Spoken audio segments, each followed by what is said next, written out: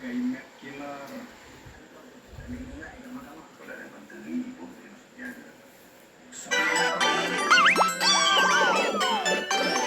Motifnya itu apa benar kalau dia tidak terlibat sama sekali dengan kasus pembunuhan Matt Killer?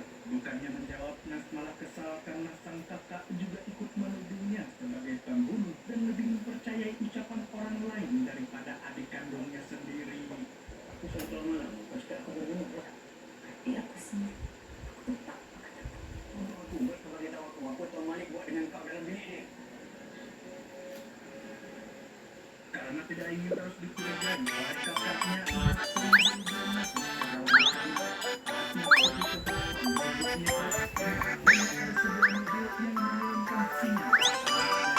menyadari hal itu, Nas pun segera turun untuk menemui si pemilik mobil tersebut dan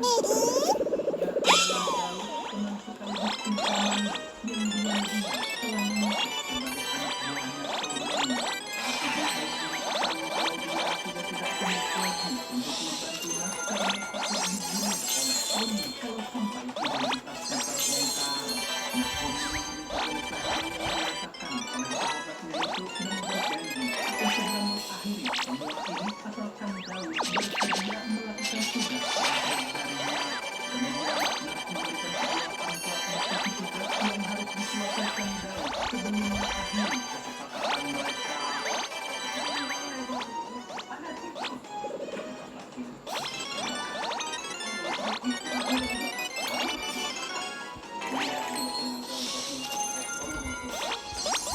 Berikutnya, Nas dipanggil oleh Sheriff dan tim untuk kembali di kantor lokasi. Kali ini, Sheriff kelihatan begitu percaya diri untuk membuktikan kalau Nas memang benar adalah Matt Killer. Sesuai aba-aba dari Sheriff, dia mulai memutar sebuah rekaman video yang memperlihatkan seorang wanita sedang disiksa dan dipaksa dengan tidak-tidakkan oleh Tony. Namun siapa sangka wanita yang berada di video itu adalah Inspektur Wanda akan mengenal sekaligus anggota Satgas yang pernah ditugaskan untuk menyusup ke dalam organisasi itu. Namun semuanya untuk terbongkar karena diduga ada seorang pengkhianat di dalam departemen mereka yang menjadi antek-anteknya Tony. Dan dari inilah Sheriff begitu yakin kalau motif Nas membunuh Pak Malik adalah untuk balas dendam atas kematian tunangannya tersebut.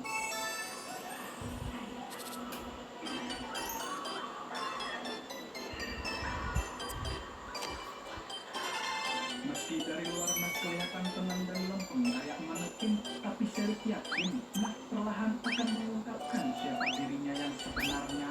Namun dugaan Sheriff itu langsung dipatahkan setelah dia menerima laporan kalau Matt Killer baru saja kembali beraksi dengan ditemukannya sesosok jasad yang diduga menjadi korban pembunuhan Matt Killer.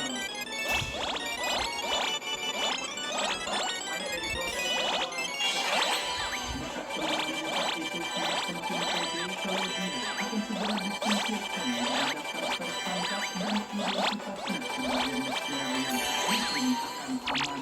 Namun sialnya seorang anggota polisi tiba-tiba datang dan mengatakan kalau mereka bersinyata keberadaan tersangka yang diduga sebagai Matt Killer. Mendengar kabar itu, Sheriff langsung tancap gas menjatuhkan tersangka dengan mengaku sepeda motor. Sementara itu, Nas juga ikut mengejar dari belakang bersama anggota Satgas lainnya.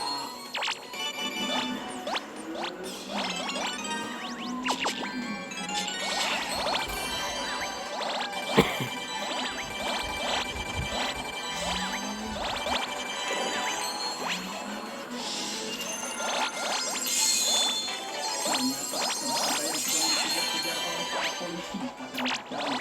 Jadi, tugas terakhir yang diberikan oleh Nas waktu itu adalah meminta Daud untuk berpura-pura menjadi Matt Killer. Supaya Sheriff dan pihak kepolisian tidak lagi menaruh kecurigaan kepadanya. Meski Sheriff sempat kehilangan jejak Daud karena tidak sengaja terjadi dari motor, tapi dia berhasil mengejar Daud kembali. Sampai akhirnya Daud pun terpojok dan sudah tidak bisa kabur kemana-mana lagi.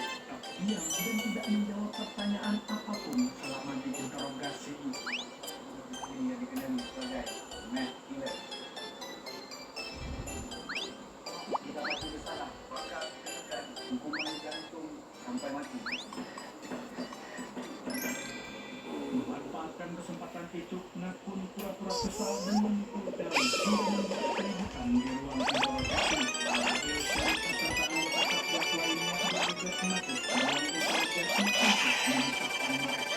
Saat para polisi berusaha menenangkan Nick dan menggunakan kesempatan itu untuk kabur dari sana, hasil Gauss tidak telah jadikan oleh Farouk karena dia mengira kalau Gauss akan menyerang Sherry.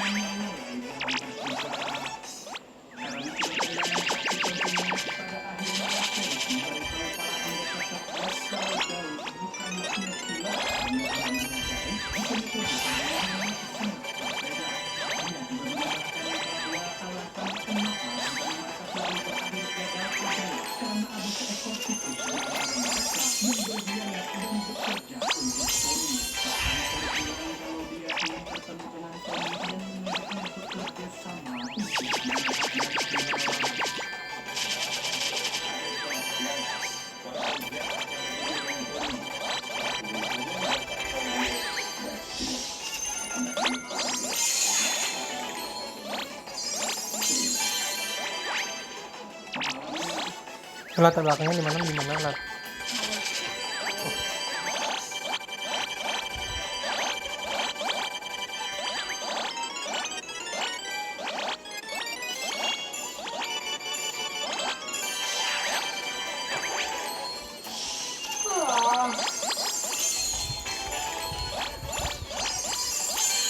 Dia kayaknya mirip kayak bahasa Indonesia, memang mirip bahasa Indonesia. Memang sih bahasa Malaysia itu ada bahasa kata-kata yang hampir mirip kayak gitu, kayak Iya. Ya kan rumpun bahasanya kan sama. Dan mirip-mirip.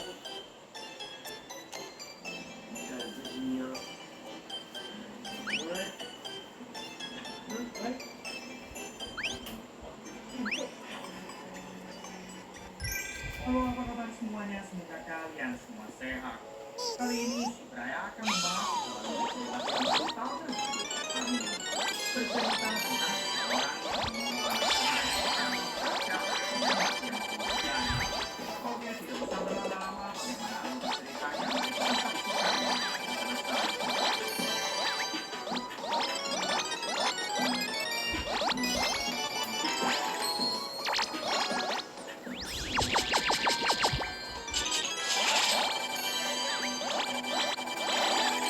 Di pagi hari menjelang subuh, memperlihatkan seorang perempuan bernama Lady sedang bertemu dengan belum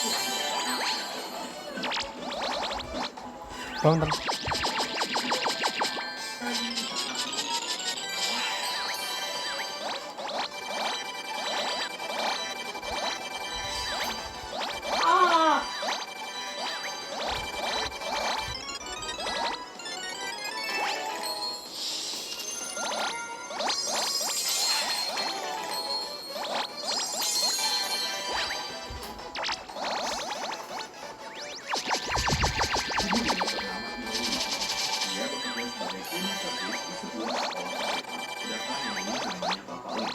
Dia bekerja sebagai duta di sekolah SMA tersebut. Dan yang ini adalah kepala sekolah. Namanya Bapak Lee. Saya yang menyuruh Pak Lee untuk memperbaiki skyway atau atap kaca di sekolah mereka. Atap itu bocor akibat salah satu siswa mengalami kecelakaan dari atap di Pak Lee. Sementara itu, sekelompok anak yang di sekolah itu bernama Angie, Bintu, Yasmin, dan Remy. Mereka sedang asik membuli anak lainnya yang bernama Chen Yutong. Kita singkat saja Chen Yutong. Yutong ini adalah anak yang dibully. Dia tidak bisa bicara sejak lahir alias kecil. Dan sejak kematian ayahnya, ekonomi mereka bisa dibilang di bawah rata-rata. Lain halnya dengan si Angie ini. Dia adalah anak kepala sekolah di sekolah itu.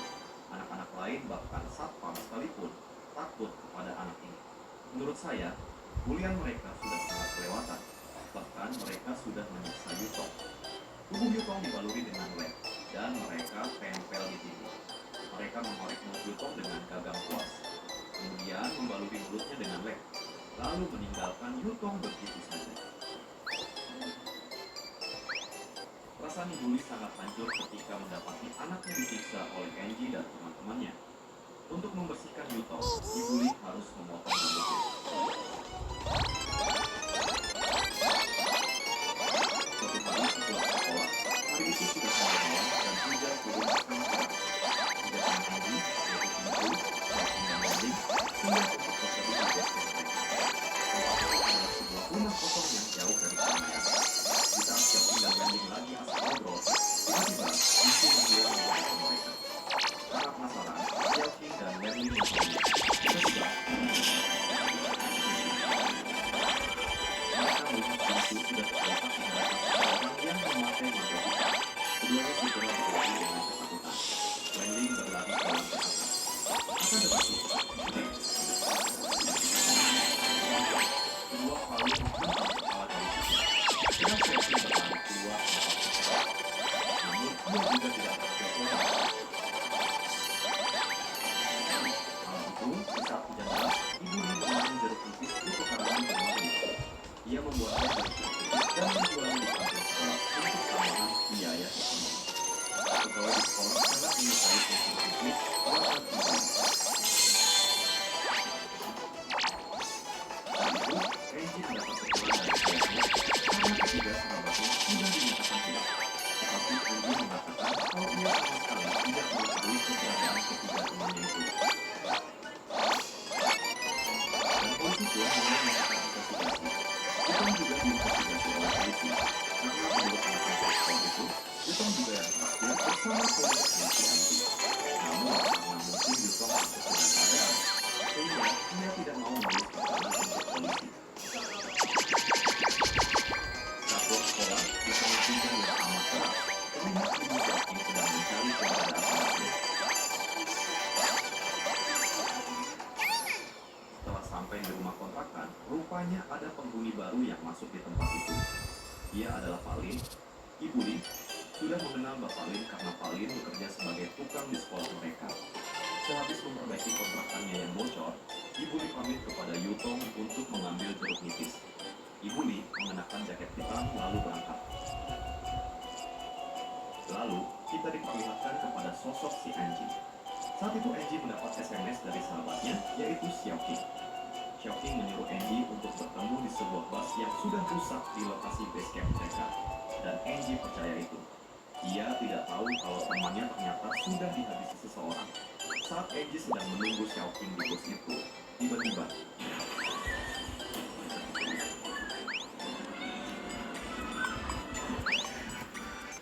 kemudian kita kembali berpindah ke sekolah.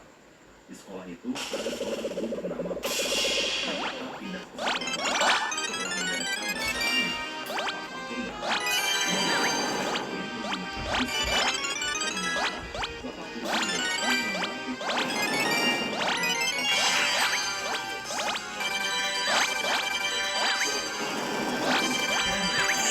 untuk kegiatan pendalaman dana untuk membantu sekolah dari setahun yang lalu. Terlihat, dia akan menilai sekolah mulai menjadi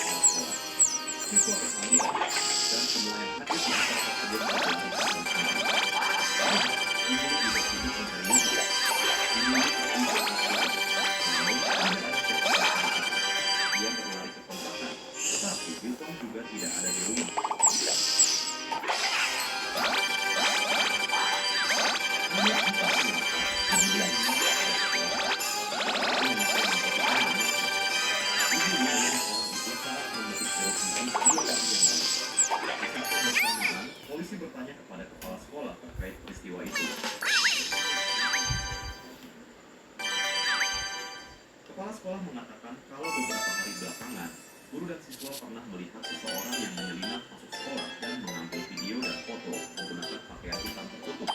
Lalu, kepala sekolah bercerita tentang sosok Pak Lim. Ternyata, Pak Lim juga mempunyai seorang putri yang bersekolah di sekolah mereka. Akan tetapi, anaknya mengalami kecelakaan. Sejak anaknya meninggal, setiap kali Pak Lim melihat perempuan seusia putri, jangan Pak Lim terlihat seperti itu. Untuk itu, kepala sekolah menyarankan agar polisi saat itu, Yuli menunjukkan kalau anaknya dia masuk ke kamar Pak Lim melalui jendela. Aduh, Cuk, tangannya tembus plastik. Dalam cerita, ia membaca dia menemukan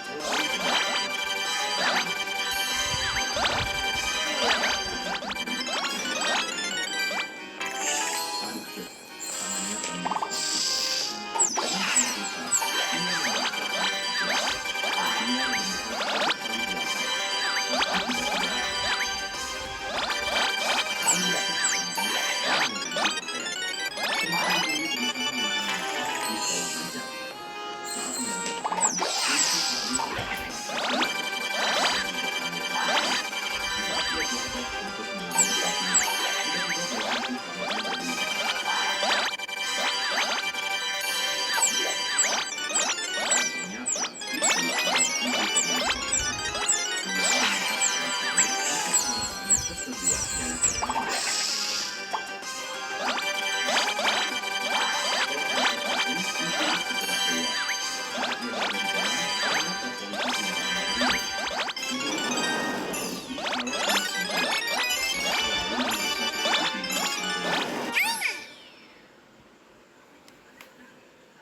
Di CCTV, mereka melihat Pak Lim membuang plastik hitam besar ke tempat sampah sebelum berangkat. Mungkin karena insting ibunya memeriksa plastik hitam tersebut. Padahal sampahnya sudah hampir diangkut mobil. Dan benar saja, ia menemukan sandal milik anaknya di dalam plastik itu.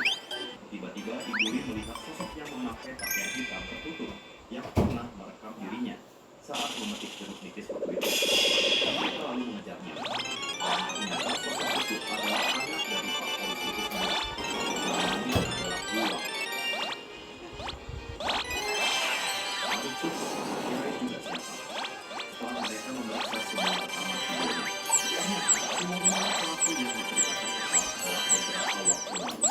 Dan dia juga yang merekam Ibu Lim di rumahnya waktu itu. Di dalam rekamannya ditemukan banyak foto-foto wanita yang tidak memakai penutup. Tujuan anak ini melakukan seperti itu akibat mainan itu dan kekerasan fisik yang sering dia dapatkan di ayahnya. Rupanya selama ini, Buang ini mendapat hukuman dari orang tuanya dengan kekerasan fisik jika dia tidak patuh. Tentunya ternyata ada hal positif yang didapat dari hasil rekaman anak ini, yaitu dia merekam secara sembunyi aksi Pak Lim ketika menangkap Kitong di rumah kontrakan. Simulak ini mengatakan kalau dia merekam itu untuk melindungi anak lain dari kekerasan fisik. Namun, ada satu hal lain yang baru diketahui dari Buang, yaitu ternyata Ibu Lim pernah memukul dan menyiksa Kitong. Dan waktu itu, Buang merekamnya.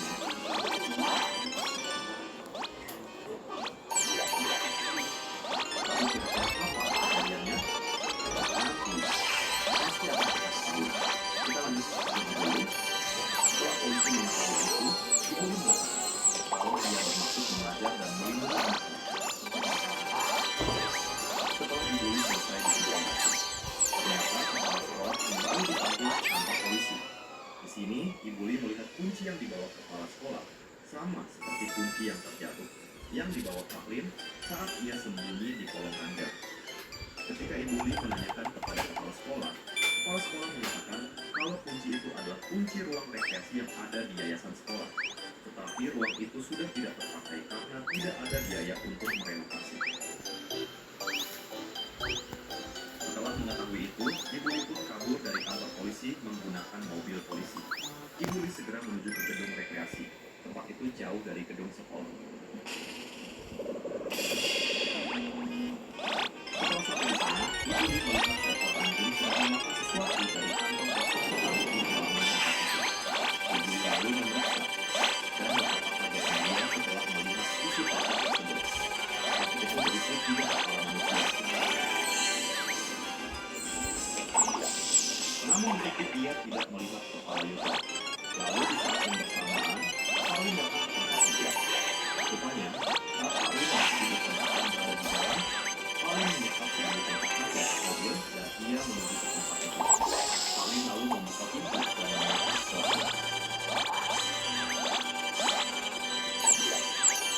Disinilah kita diperlihatkan kisah sebelumnya yang tidak terdapat dalam film ini, yaitu ternyata anak Ellie juga seorang perempuan bernama Hui Jun yang bersahabat seperti dengan Yuto.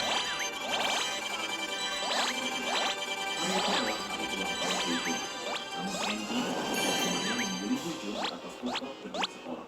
Mereka mengenakan mahkota diri hingga kepalanya berdarah. Tak cukup sampai di situ. Angie memotong rambut Hui Jun, lalu memasukkan rambut itu ke dalam air dan memaksa Hui Jun untuk meminumnya. Mereka melakukan semua itu sambil bersantai. Di saat bongsu Angie sementara menyiksa Hui Jun, Yuto datang dengan membawa gunting di tangannya. Ia berniat untuk membawa sahabatnya tersebut. Ketika Yuto mulai melakukan jalan, tiba-tiba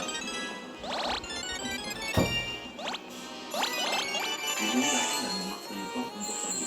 Sebenarnya di tempat itu ada CCTV. Mungkin menurut Ibuli, walaupun mereka berbuat berlebihan, maka ada CCTV. Dan sehingga alasan Ibuli menyiksa Yuto supaya sampai di rumahnya yang direkam uang. Ia juga tidak mau berurusan dengan anak kepala sekolah, karena bisa saja ia dipecat dari kerjanya. Setelah Yutong dan Ibuli meninggalkan tempat itu, mereka lalu menyuruh Hui Jun untuk berdiri di atas atap kaca atau skylight di gedung itu. Namun, tiba-tiba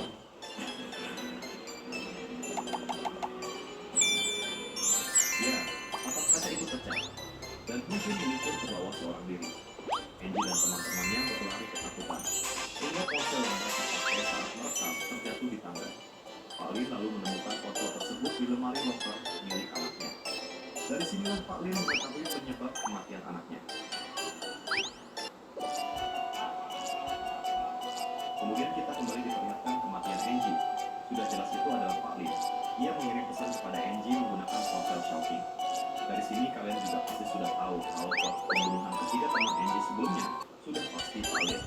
Pak Lin membunuh mereka dengan cara yang sama, yaitu menggunakan palu. Setelah itu, kita kembali lagi ke ruang rekreasi. Pak Lin berusaha masuk ke ruangan itu dengan membawa palu. Dan ternyata, di situ ada Pak Guru yang sudah bisa dengan baik. Rupanya, Pak Lin menyiksa orang saat dia mengatakan untuk pindah lokasi itu. Dari sini, kita kembali diperlihatkan kenapa Angie dan teman-temannya tidak ditangkap. Ternyata, saat itu terjatuh, faktor yang pertama kali melihatnya. Dia juga mengira kalau itu adalah perbuatan Angie dan kawan-kawan. Tetapi waktu itu, akan diancam oleh kepala sekolah jika membongkarkan peristiwa yang akan juga. Mereka memaksa CCTV besar dan mengatakan kepada Pak Lin bahwa kematian Hui Jun akibat bunuh diri. Ada satu hal lain yang bikin emosi, yaitu kepala kepolisian waktu itu ternyata mereka tidak tahu. Itulah sebabnya kenapa banyak perusahaan di sekolah, tapi mereka tidak mampu berbaik. Itu diakibatkan karena sekolah menipis hanya karena membayar polisi. Untungnya, kepala polisi ini sudah pindah tugas. Ketika Pak Lin berkomunikasi kepada Pak di ruangan itu, tiba-tiba Ibu Lin yang saudara tadi sudah bersembunyi di ruangan itu. Ia menghantam belakang Pak Lin dengan sebuah balok kayu. Saat mereka bertengkar, Pak Lin mengatakan kepada Ibu Lin kalau ia bisa pelaku atas kehilangan anaknya. Dan akibat perkelahian itu, Ibu Lin pingsan, sedangkan Pak Lin kabur dengan membawa pakaian. Setelah sampai di mobil, Pak Lin melihat kalau ibu pemilik kontrakan sudah terlepas dari ikatannya. Rupanya, ibu kontrakan ini bersembunyi di kolong tangga. Ketika mereka sudah pergi, si ibu kontrakan masuk dan menolong Ibu Lin. Lalu mereka mengejar mobil Pak Lin. Dan akibat kecepatan tinggi di jalanan, kedua mobil itu mengalami kecelakaan.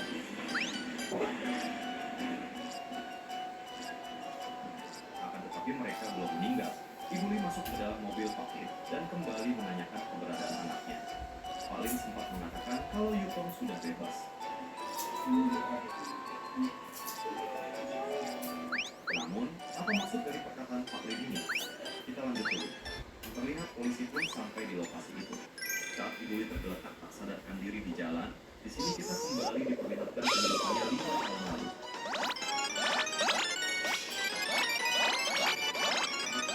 Diceritakan 5 tahun lalu, saat itu Ibu Lin keluar bersama teman-temannya dan meninggalkan Yutong seorang diri di rumah. Namun,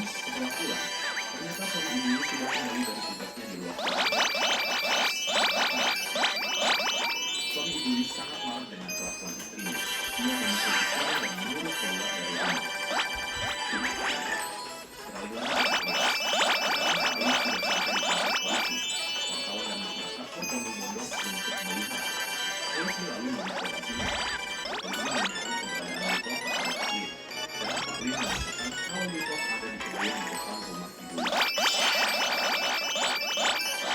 Polisi pun bertugas melakukan pencarian di kebun Ibuli.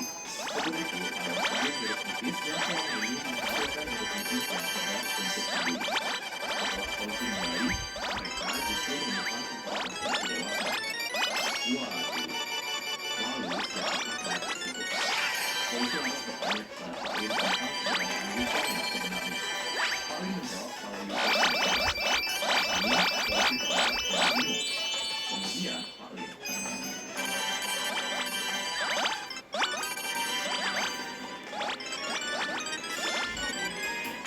ya, Pak Lin memutuskan untuk ikut pertama. Setelah kembali ke kantornya, Iya, adalah sekarang mulai naik kalau anak yaitu si Wudong menyerahkan sebuah video yang sudah lama dia simpan. Kenapa? Ketika polisi menuju ke ruang rawat Ibuli seorang diri, lalu ia menceritakan rekaman video si Wuwang 5 tahun lalu. Dan ternyata video itu merekam bagaimana saat Yutong membunuh ayahnya sendiri. Loh, kok bisa? Jadi ceritanya begini, saat itu Yutong disiksa bapaknya. Dan ketika Ibuli diseret keluar rumah oleh suaminya, Yutong mengambil potongan kaca. Dan ketika bapaknya kembali ke dalam rumah untuk melanjutkan aksinya, Yutong melayangkan kaca tersebut ke leher bapaknya. Dan saat itu bertepatan dengan munculnya Ibuli dari luar rumah dengan membawa pisau. Mungkin Ibuli bermaksud akan membunuh suaminya sendiri. Tetapi ia sudah menemukan suaminya Berapa bersimbah hari ke Jumat, Sabtu, Minggu, Senin? dan dia tahu kalau itu adalah perbuatan Yutong. Dengan cepat, Ibuli membungkus mayat suaminya dengan kain jendela, lalu menguburnya di petak kebun depan rumah. Disitulah tumbuh dengan subur jeruk nipis yang dibuat teh oleh Ibuli selama ini. Anjir cuy, ternyata pupuk jeruk nipisnya selama ini adalah pupuk buatan mereka sendiri. Kemudian di akhir film kita diperlihatkan dengan Yutong yang keluar dari kotak kayu di atas mobil. Rupanya Pak Lin sengaja melakukan itu. Ia sengaja mengirim Yutong untuk pergi dan bebas dari permasalahan. Itulah yang dimaksud Pak Lin kalau Yutong sudah bebas.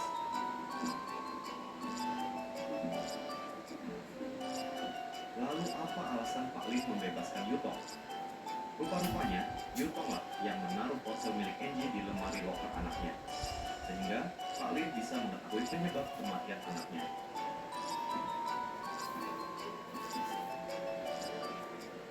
Tapi ini jugalah yang jadi penyebab Yutong disiksa oleh Anji dan kawan-kawan di awal film.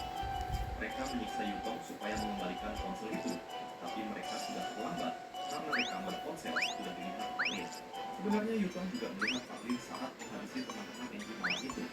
Jadi di sini saya menyimpulkan kalau Pak Lin sengaja menculik dan membebaskan Yutong untuk pergi sebagai ucapan terima kasih karena sudah mengetahui penyebab kematian anaknya. Dengan perginya Yutong, maka dia juga bebas dari kasus pembunuhan Enji dan kawan-kawan. Tapi justru si Ibuli lah yang membuatnya ketakutan. Sekarang Pak Lin dan anaknya sudah bersama Tuhan dengan Tuhan. Kalau gue sih, nggak mungkin Pak Lin akan masuk surga. Tapi endingnya ini yang bikin misal, Yutong ternyata dapat ditangkap polisi. Waduh, lalu bagaimana dengan kepala sekolah? Menurut saya, harusnya dia itu yang menghukum mati. Thanks untuk kamu yang sudah menonton sampai selesai, dan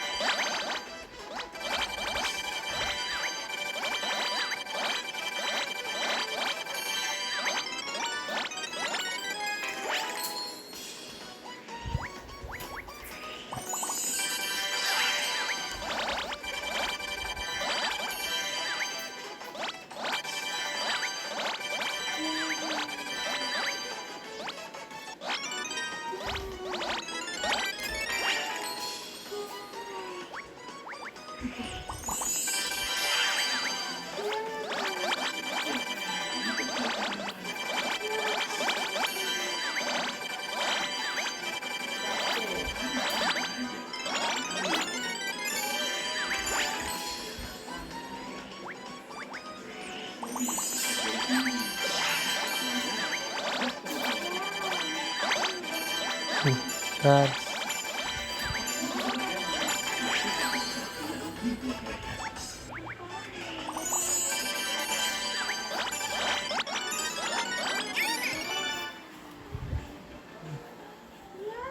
iya.